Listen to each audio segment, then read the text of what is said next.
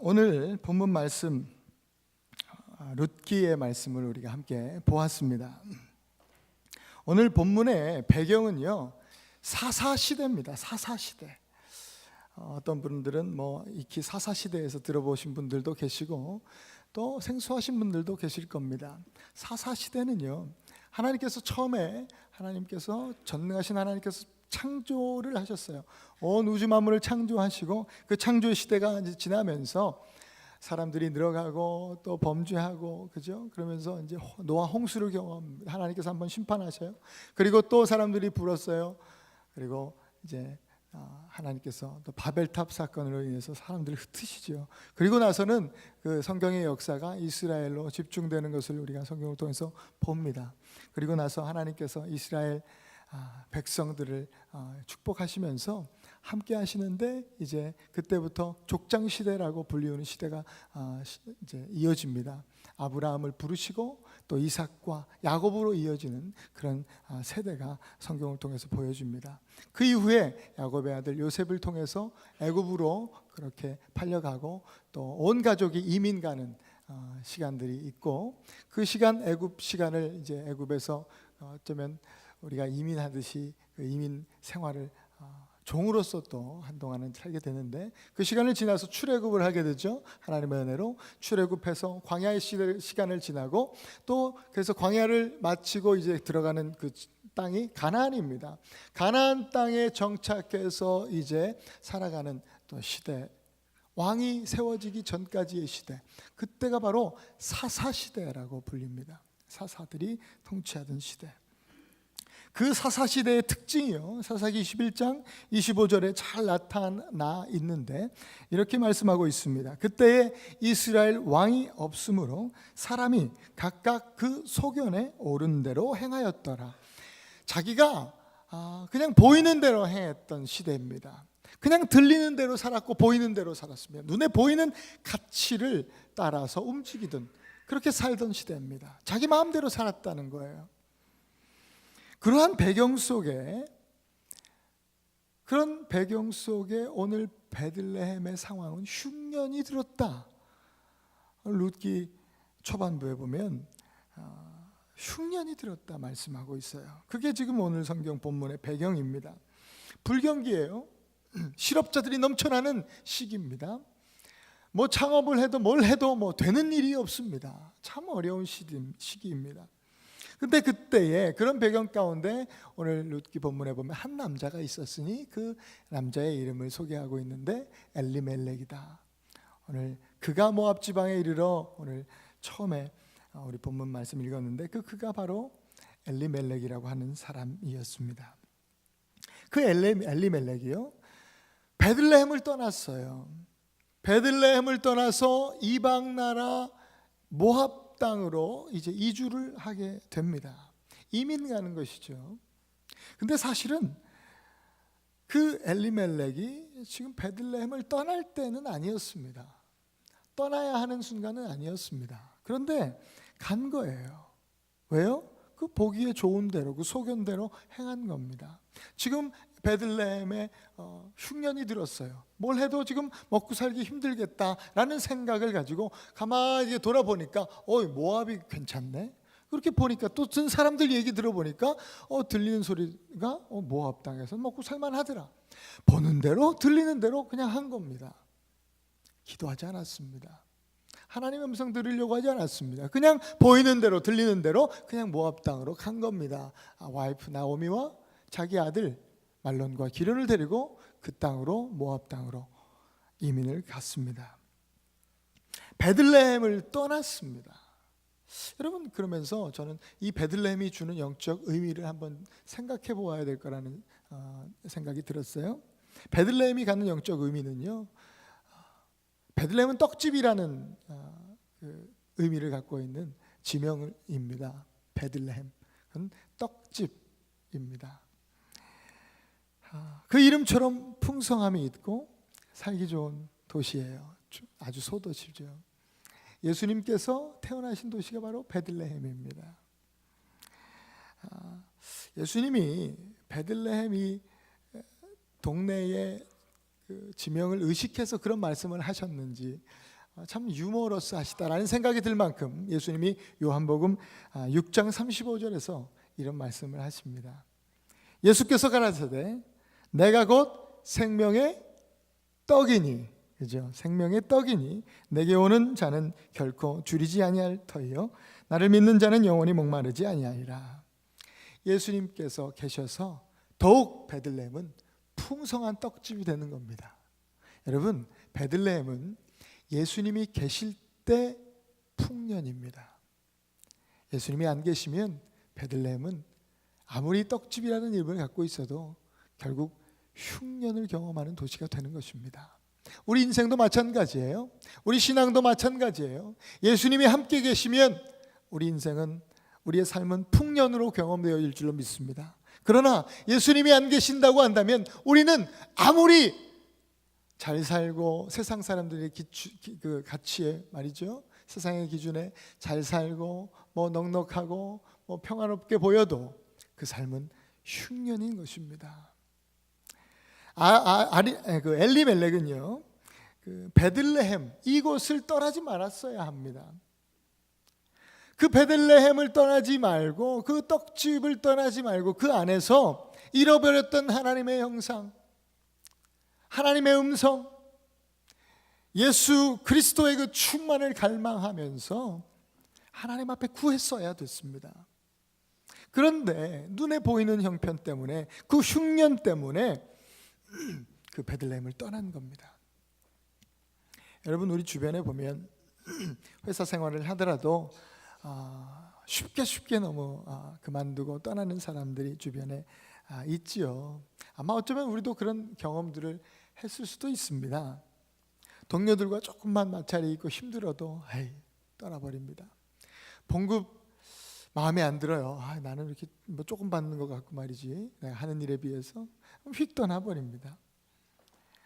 크고 작은 흉년의 이유들을 들면서 그렇게 이리저리 옮겨다니는 그런 경험들 어쩌면 우리도 하지 않은가 생각이 듭니다. 또 가정에서도 우리는 흉년을 만나게 됩니다. 가정에서도 아이들 때문에 흉년을 만나기도 하고 또 어떤 재정적인 부분 때문에 가정에 흉년을 만나기도 하고 또 배우자와의 그 관계들 속에서도 때로 흉년을 만나기도 합니다. 그때에 가정에서 흉년을 만날 때 우리는 왜 이 흉년이 왔는가? 왜 우리는 이 가정 가운데 우리가 흉년을 경험하게 되었는가 생각해야 됩니다. 가정의 흉년은 바로 예수 그리스도의 부재에서 옵니다. 말씀 없음에서 옵니다. 말씀의 결핍이 흉년을 만드는 거예요. 그렇다고 그 흉년이 임했다고, 흉년을 경험한다고 해서요, 여러분, 가정을 떠나서는 안 되는 거죠. 가정을 버려서는 안 되는 것입니다. 마찬가지예요. 교회 또한 마찬가지입니다. 교회에서도 흉년을 만나죠. 사람과의 관계 때문에 흉년을 만나기도 합니다. 또 내가 하는 일 때문에 교회에서 봉사하다가도 좋은 마음으로 처음엔 즐겁게 하다가도 흉년을 만나기도 합니다. 너무 많은 일들을 하다 보니까 또 때로는 번아웃이라고 하죠. 좀 너무 많은 일들로 인해서 흉년을 경험하기도 해요. 때로는 종교적인 고집 때문에 경험하는 흉년일 수도 있고, 때로는 어떤 종교적인 타협 때문에 일어나는 흉년일 수도 있습니다.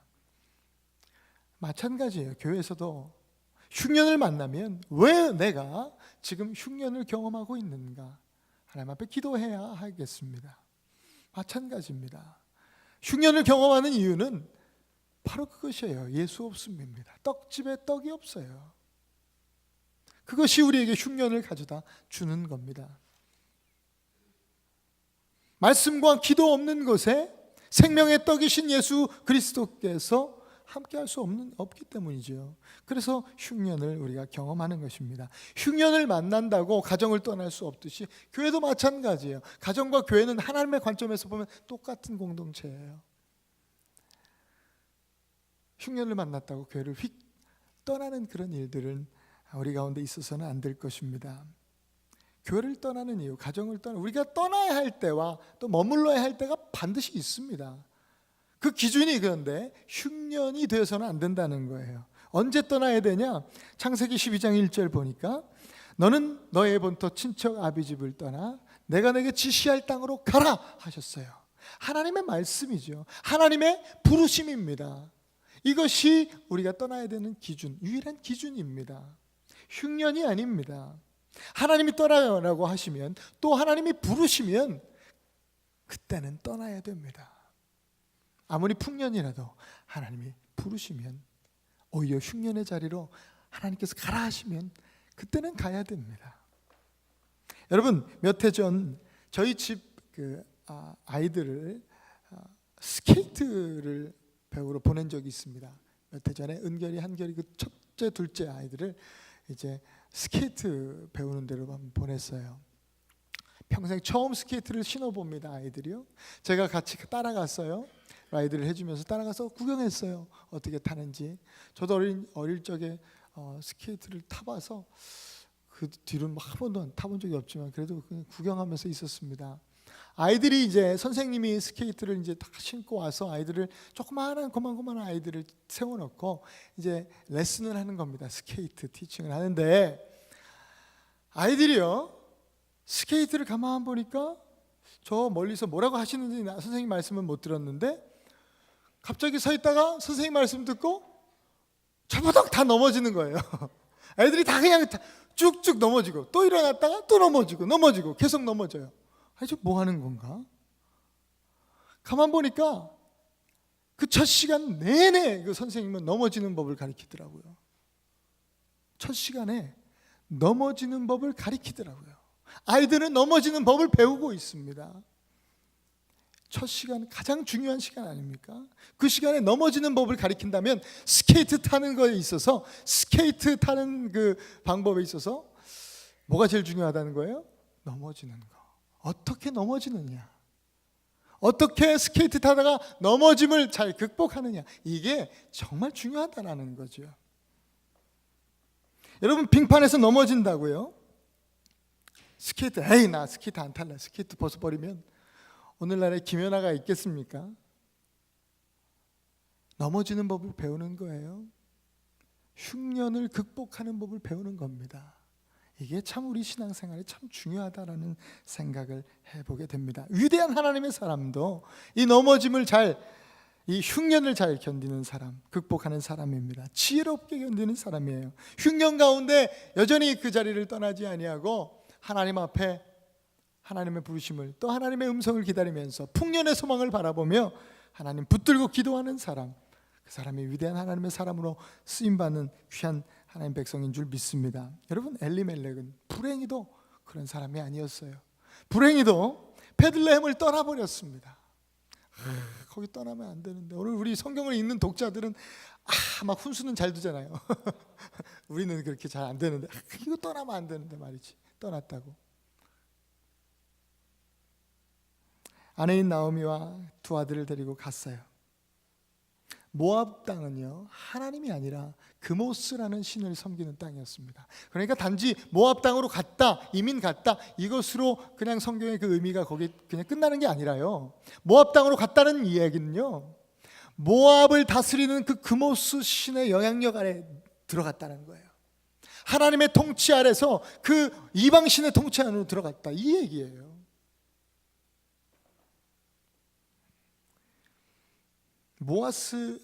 그모스죠. 그모스 모압의 그 그모스 신은요. 그 예배 드릴 때 사람을 제물로 받았습니다. 모압 사람들은 인신 제사를 드렸어요. 사람을 드렸습니다. 그런 땅으로 갔다고 하는 것은요. 그런 아주 악한 영적인 영향력을 고스란히 받는 삶으로 나아갔다라는 말이죠. 흉년을 피해서 모압 땅으로 모압 드림, 아메리칸 드림처럼 말이죠. 모압 드림을 꿈꾸면서 나아갔는데 아주 열심히 밤낮 없이 일하면서 살았는데 하나님께서 그의 생명을 거둬가셨습니다.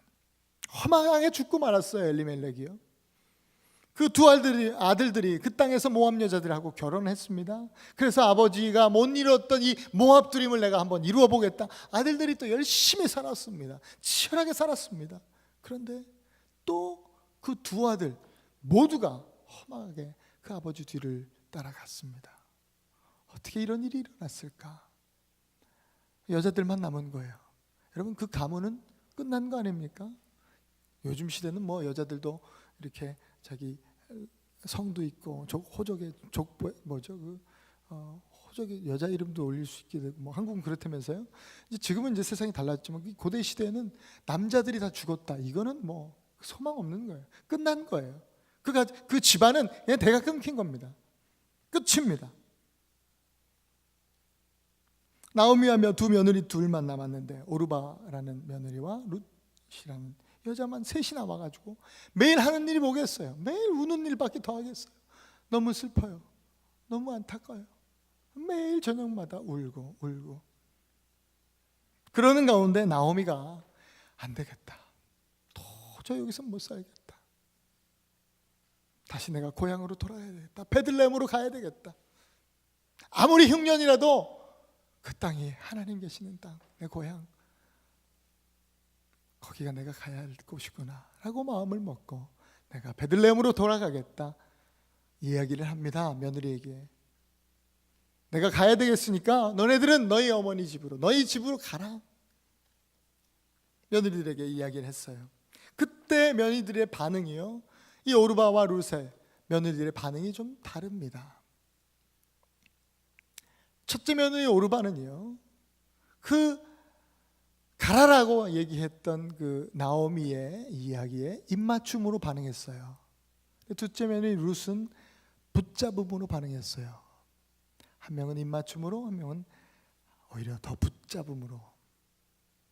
그 오르바가 나오미에게 입맞추는 그 성경 본문을 제가 묵상하면서 가룟 유다가 생각났어요.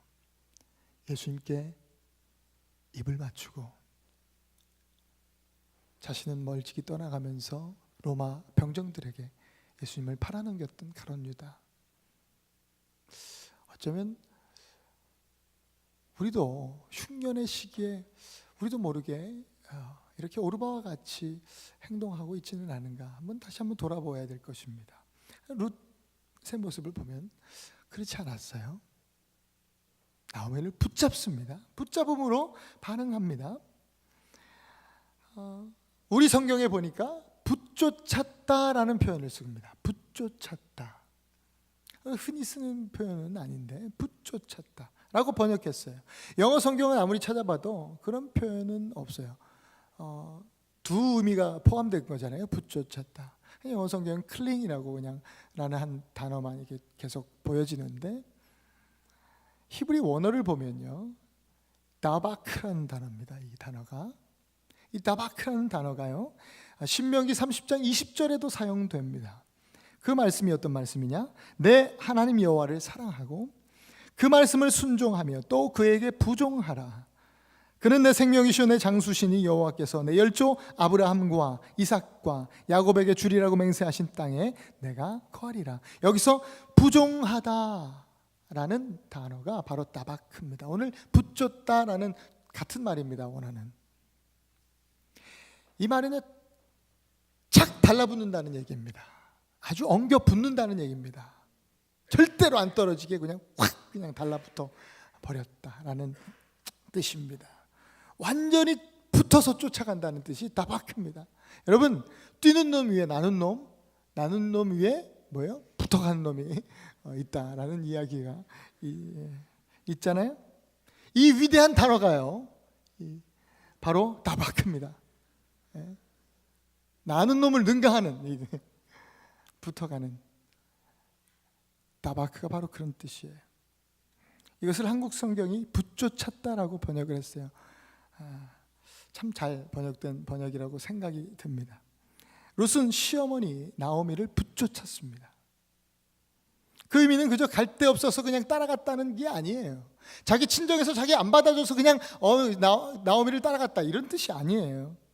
자기가 나면서부터 따르고 섬겼던 그 모압의 신, 그 모압의 신 그모스를 떨쳐버리고 그 영향력을 이제 그 영향력 아래 나와서 나오미의 하나님, 곧 이스라엘의 하나님, 아브라함의 하나님, 이삭의 하나님, 야곱의 하나님, 천지를 창조하신 여호와 하나님, 전능하신 하나님, 그 하나님을 따라갔다라고 하는 영적 의미가 거기에 담겨 있는 것입니다. 16절을 보면, 오늘 본문 16절을 보면 더 잘 알 수 있습니다.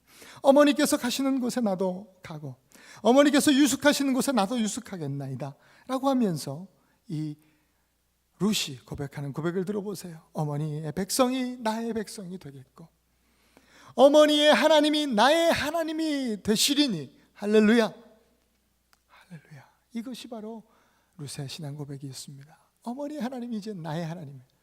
내가 이제까지는 그모스를 하나님으로 알고 여기고 섬겼지만 이제는 아닙니다. 내가 어머니의 하나님, 여호와 하나님만 따르겠습니다. 신앙 고백하면서 나간 거예요. 말뿐만이 아니었어요. 룻은 행동했습니다. 그 고향 모압을 떠나는 걸음이 여러분 얼마나 편치 않았겠습니까? 자기 친정 식구들 다 버리고 나아가는 겁니다. 자기가 정들었던 고향 떠나서 누굴 믿어요? 남편도 없어요. 누굴 바라보면서가 아무도 믿을 사람 없는데 나오미를 따라서 오직 하나님 바라보고 가는 거예요.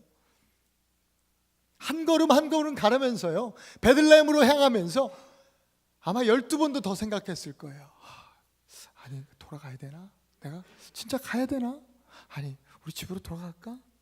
한 걸음 옮길 때마다 아마 그런 갈등이 많이 있었을 거라는 생각이 들었어요.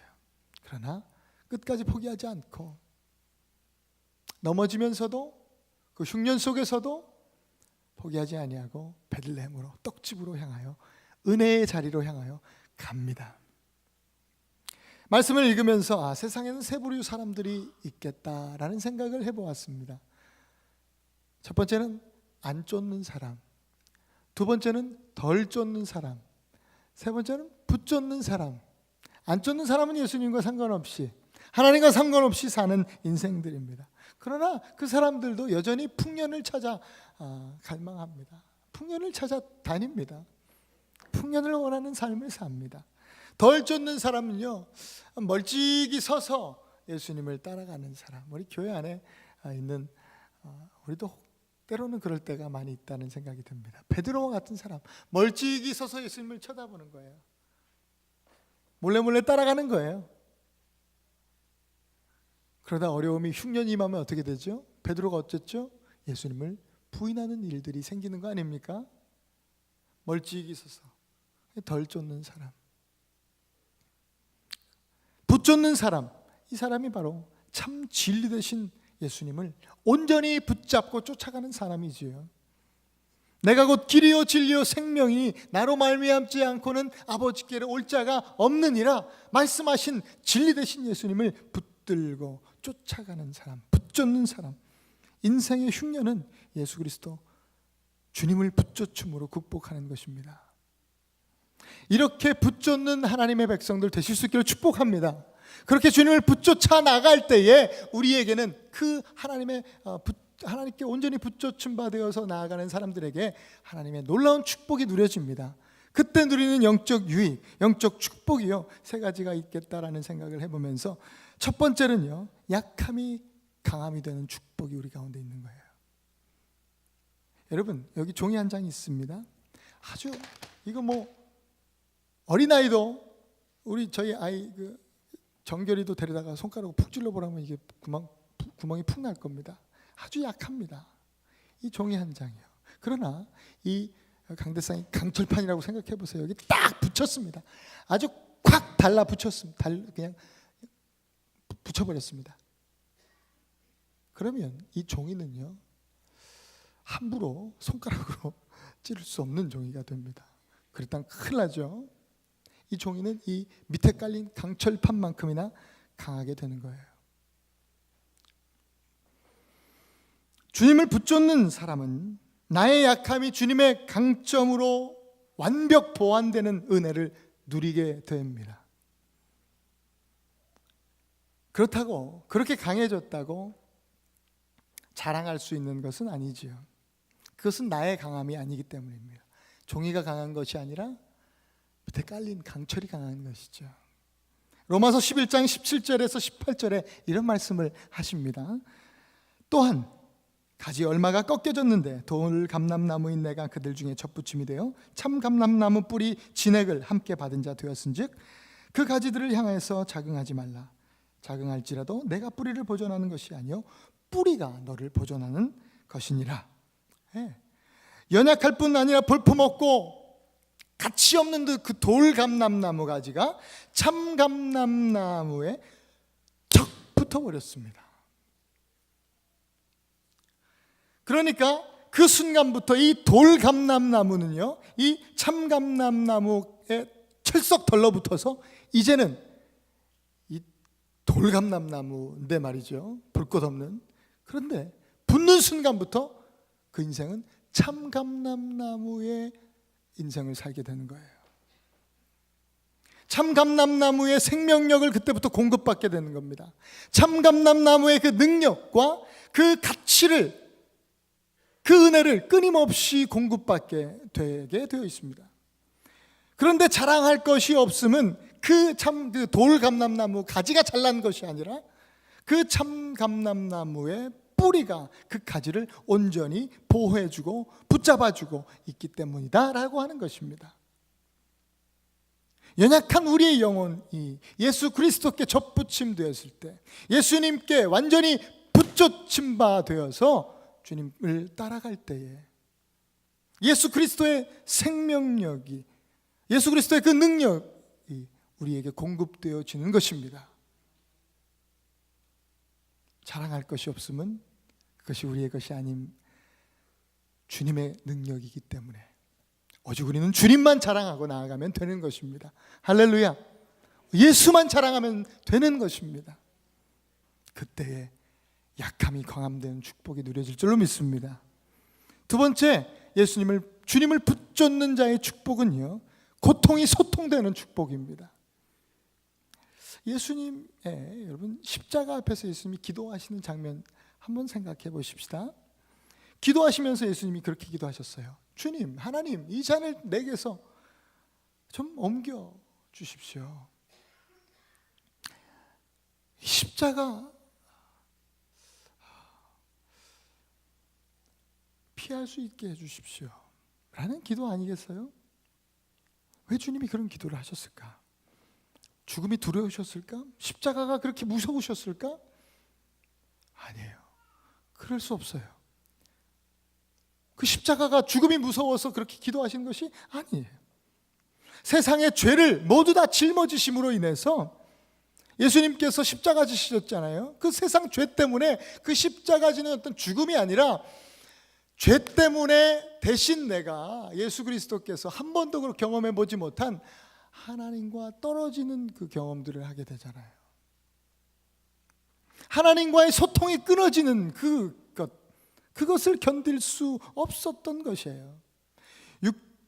육신적 통증이나 뼈아픈 사건이 고통이 아니라 하나님과 소통 없음이 고통임을 우리 예수님이 잘 아신 거예요.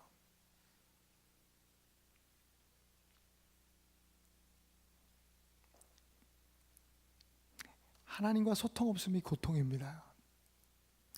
여러분, 하나님과 너무 소통하지 않다 보면 무뎌지고 이게 고통인 줄도 모르고 살아가는 그런 지경까지 이르러서는 안 될 것입니다. 혹 여러분 하나님과 소통하지 않고 계시는 분들이 계시다면 오늘 이 예배 가운데 그런 회복의 은혜가 있기를 원합니다. 소통의 회복이 있기를 원합니다.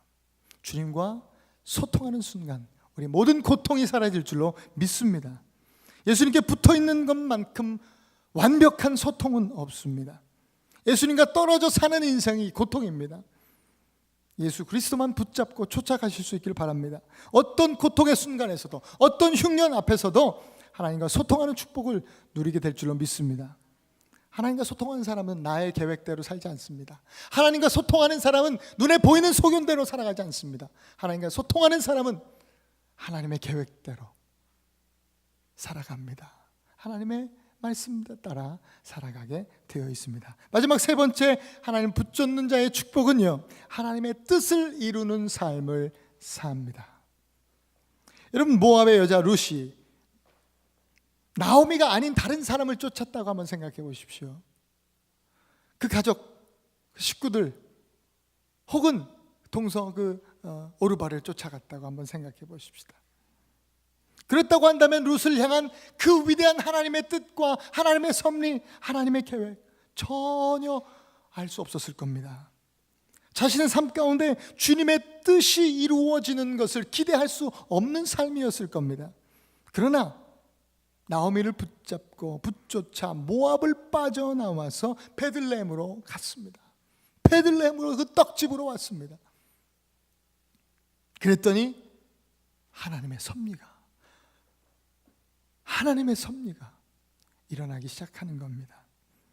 그 흉년 속에서 조금씩 하나님의 풍년이 경험되어지기 시작하는 겁니다. 하나님의 뜻이 룻을 통하여 하나하나 이루어지기 시작하는 겁니다. 많은 그리스도인들이 하나님의 뜻이 내 삶 속에서 이루어지기를 원하고 그렇게 기도합니다. 그렇게 갈망합니다. 그것이 축복임을 압니다. 그런데 그렇게 알면서도 불구하고 안 쫓는 그런 사람의 삶으로, 덜 쫓는, 그냥 멀찍이 서서 쫓아가는 그런 인생으로 여전히 살아갑니다. 그런 인생에, 그런 삶에 문제가 있는 거예요. 온전히 쫓는 인생으로, 붙쫓는 사람의 인생을 통해서, 오직 그런 사람들의 인생을 통해서만 하늘의 뜻이 하늘에서 이루어진 것처럼 땅에서도 이루어지리다. 오늘 우리 주기도문 하는 그 주기도문 안에 있는 그 귀한 축복이 우리 삶 가운데서 이루어질 줄로 믿습니다. 여러분, 하나님을 붙쫓아가는 그런 우리 에나바 한인교회 모든 가족들이 되십시다. 온전히 붙쫓는 인생으로 사십시다. 여러분, 예수님을 붙잡고 붙쫓아 따르면 하나님의 강력을 누리게 될 줄로 믿습니다. 예수님 그 십자가의 복음 붙잡고 붙쫓아 따르면 하나님과 소통하는 인생 사라질 줄로 믿습니다. 예수님과 붙쫓는 인생, 오직 주님만 붙잡고 따르는 인생을 통해서 하늘 아버지의 뜻이, 하나님 아버지의 뜻이 하늘에서 이루어진 것처럼 우리의 삶 속에서도 이루어질 줄로 믿습니다.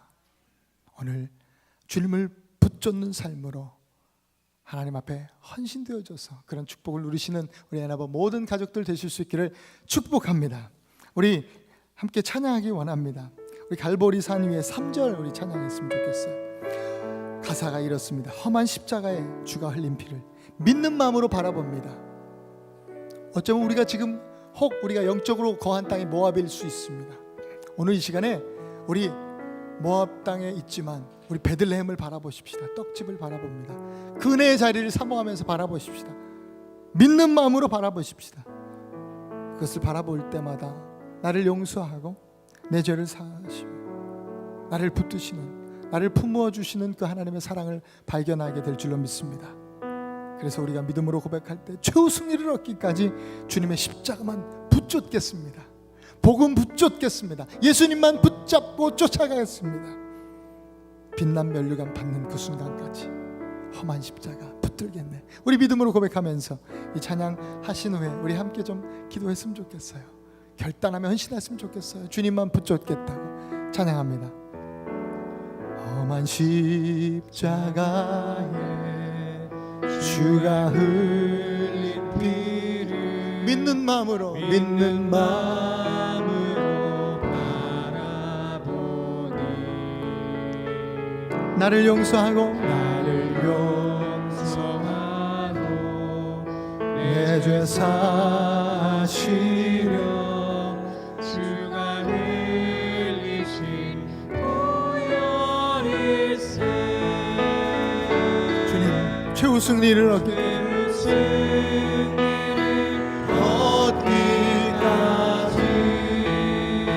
주님 주의 십자가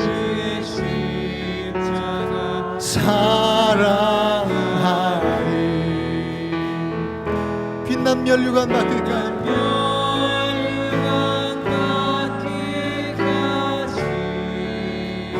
험한 십자가 오직 예수만 붙잡는 인생 되기 원합니다. 들겠네. 다시 한번 고백합니다. 최후 승리를 얻기까지 최후 승리를 얻기까지 주의 십자가 사랑하리. 빛난 면류관 받는 뜻은